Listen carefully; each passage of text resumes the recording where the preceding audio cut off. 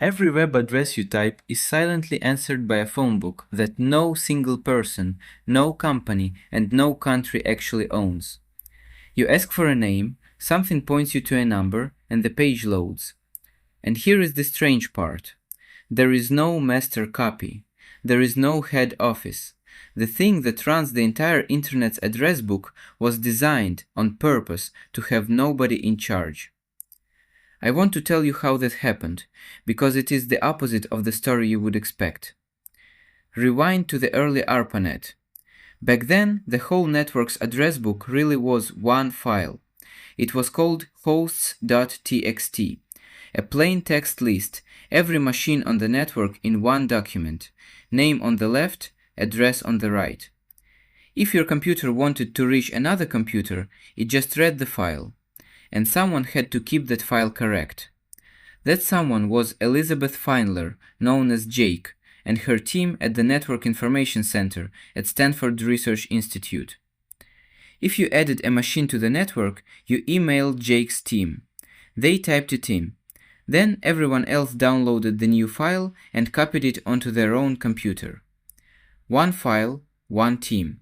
The whole internet's directory, updated by hand a couple of times a week. You can already feel where this breaks.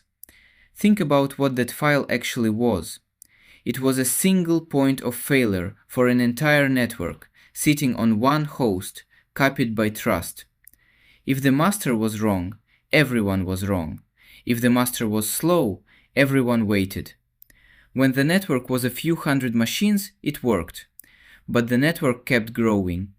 Every new host meant more emails, a bigger file, more downloads, more chances for two people to claim the same name. The single file was strangling the very thing it was trying to organize. The address book was becoming heavier than the network it described.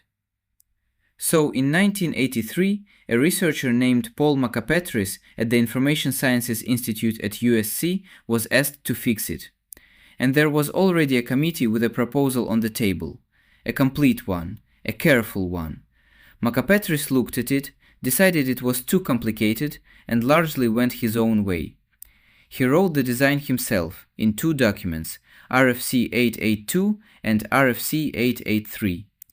He called his first server Jeeves, like the butler who quietly knows everything. Later, that lineage became Bind, which still answers questions today.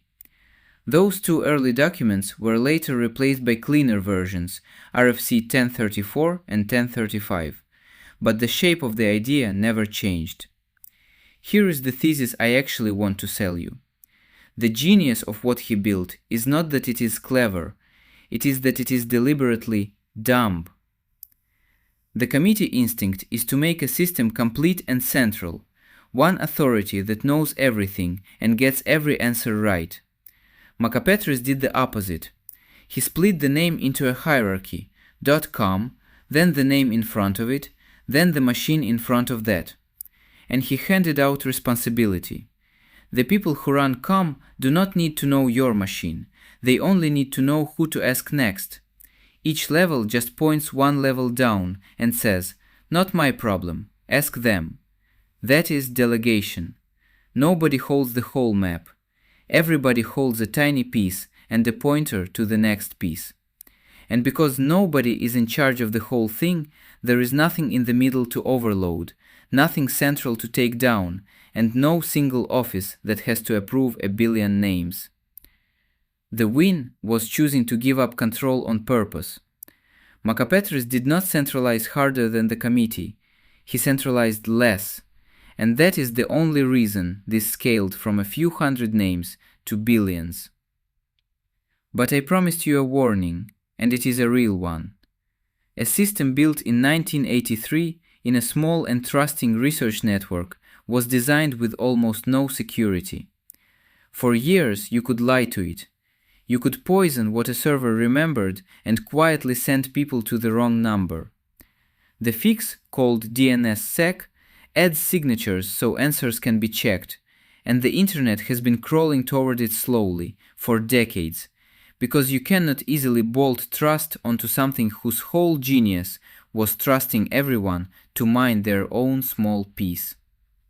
That tension never fully went away. The same dumbness that let it grow is the same dumbness that left the door open. So the next time a page loads instantly, remember what really happened. A question got passed down a chain of strangers, each one pointing at the next, until someone who actually knew answered. No owner, no center, just delegation, all the way down. If this resolved something for you, point one request my way. Subscribe and let this channel be the next place you get sent when you are looking for the real story. I will be here, ready to answer the lookup.